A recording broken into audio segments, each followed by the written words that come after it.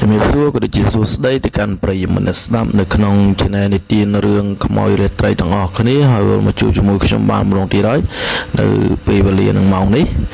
ហើយថ្ងៃនេះគឺខ្ញុំចង់និយាយរឿងមួយដែលទាក់ទងទៅនឹងរឿងស្នងរូបអ្នកទាំងអស់គ្នានៅក្នុងស្រុកភូមិខ្ញុំហ្នឹងគឺមានលោកគ្រូម្នាក់ដែលគាត់ស្នងពីដូនតារបស់គាត់មកអញ្ចឹងណាហើយនៅពេលដែលថ្ងៃដែលគាត់ធ្វើពិធីស្នងរូបហ្នឹងគឺមានអ្នកផ្ចាញ់គាត់រហូតដល់ទៅ6អ្នកអ្នកនរគ្នាអាហ្នឹងតែម្ដាយខ្ញុំគាត់ប្រាប់ខ្ញុំហើយរឿងហ្នឹងក៏ទើបតែកើតឡើងថ្មីហ្នឹងដែរអត់ទាន់យូរទេគាត់ថានៅពេលដែលលោកគ្រូនឹងគាត់ស្នងរូបហើយហ្នឹងគឺមានគេមកផ្ចាញ់គាត់ដោយមានភ្លើងឡើង6ដែលមកក្នុងពេលតែមួយហើយភ្លើងនឹងទៀតសោះគឺមិនមែនចេញពីក្បាលល្ងាចទេបងប្អូនខ្ទង់ម៉ោង9ម៉ោង10ពេលហ្នឹងគឺភ្លើងហ្នឹងចាប់ផ្ដើមមកកាលហ្នឹងដូចជានៅម្ដាយខ្ញុំ5ហ្នឹងដូចជា3 4ថ្ងៃណាបងប្អូនទំហំតែចប់រសាកាលណាដែលគេគិតថាគ្រូនឹងប្រកែគ្រូនេះចេះនេះគ្រូនោះចេះនេះហើយយ៉ាងទៅគេតែចង់សាក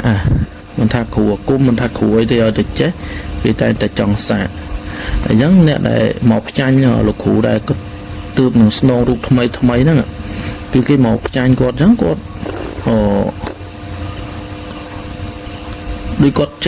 ចេះដែរមិនដូចគឺគាត់គឺជាអ្នកដែលស្នងរូបគឺតែងតែមានគេថាអាសាការពារយ៉ាងណាបងប្អូនគឺគាត់បានបង្ក្រាបនៅអ្នកដែលមកផ្ចាញ់គាត់ហ្នឹងដល់យ៉ាងទៅនៅថ្ងៃមួយហ្នឹងគឺមកផ្ចាញ់ទៀតគាត់យកពុកអនោះដែលហៅថាឈើច្រត់អីយ៉ាងណាគប់ទៅលើអ្នកដែលមកផ្ចាញ់ហ្នឹងដល់ពេលត្រូវគប់ត្រូវទៅគាត់ប្រាប់ថាចៅអើយកុំភ្លេចរកថ្នាំលាបផងអញ្ចឹងនៅពេលដែលគាត់ប្រាប់យ៉ាងទៅស្អែកឡើងគឺមាន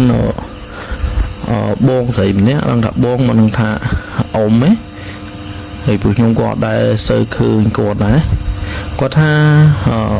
យ៉ាងឥឡូវយើងហៅថាបងស្រីបងស្រីហ្នឹងគឺគាត់ឃ្លុំកម្មាចិត្តហើយនឹងកន្លែងកកគាត់ហ្នឹងគឺ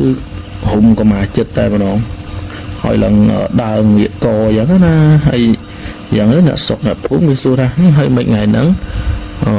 កហ្នឹងកើតអីបានកងាកម៉េះហើយឈឺកមែនអញ្ចឹងគាត់បំបែងដានថាយប់មិញហ្នឹងដេកធ្លាប់លើខ្នើយលើអីអញ្ចឹងណាហើយគាត់ហ្នឹងគឺជាគ្រូដែរប៉ុន្តែអត់ដឹងថាគាត់គ្រូហ្នឹងចេះតគ្នាឬមួយក៏គ្រូដែលរៀនដោយខ្លួនឯងអីយ៉ាងទេស្នងរូបដែរឬយ៉ាងម៉េចគឺខ្ញុំអត់ដឹងទេតែកាលណាដែលអ្នកចេះហើយអ្នកចេះប៉ះគ្នាគឺគេតែងតែសាកគ្នាវាដូចជាការពីសម័យបុរាណអីយ៉ាងណាមានអ៊ំណាដែលគាត់ថាគាត់ជាគ្រូគុណដំបងគ្រូគុណដាវគ្រូគុណអីយ៉ាងទៅគាត់តែងតែចង់សាវិជ្ជាគុណគ្នាហើយក្នុងការដាក់ផ្លូវអង្កត់ក្បួនវិធីសាស្ត្រផ្លូវអង្កត់ហ្នឹងគឺក៏ដូចគ្នាដែរគឺកាលណាដែលឃើញពីណាចេះអីយ៉ាងគេតែចង់សាកហើយបើសិនជាយើងចាញ់គេគឺយើងនឹងស្លាប់ហើយមិនដូចសាកដបងនេះសាកផ្លូវកងឹតណាអ្នកនរគ្នាហើយភ្លើងទាំងអស់នោះចាប់ពីថ្ងៃដែលលោកគ្រូដែលស្នងរូបនឹងវាយត្រូវមួយនឹងមកគឺលែងមកបៀតបៀនលោកគ្រូនឹងរហូតទាស់សពថ្ងៃហ្នឹងទៅហើយលោកគ្រូនឹងគាត់នៅជាសុខគាត់ទៅហើយអ្នកដែលមកបៀតបៀនគាត់ហ្នឹងក៏នៅជាសុខរៀងខ្លួនទៅហើយក៏លែងមកបច្ចាញ់ឲ្យគ្រូនឹងទៀតដែរហើយរឿងហ្នឹងគឺមានតែប៉ុណ្្នឹងឯណោះគ្នាដើម្បីចែកម្លែកទៅកាន់អ្នកទាំងអស់គ្នាហើយកុំភ្លេចចុច Subscribe Channel YouTube ខ្ញុំម្នាក់មួយផងដើម្បីខ្ញុំមានកម្លាំងចិត្តក្នុងការបង្កើតនៅរឿងថ្មីនិយាយប្រាប់ទៅកាន់អ្នកទាំងអស់គ្នាស្ដាប់នៅក្នុងពេលរាត្រីហ្នឹងហើយអរគុណបាយបាយ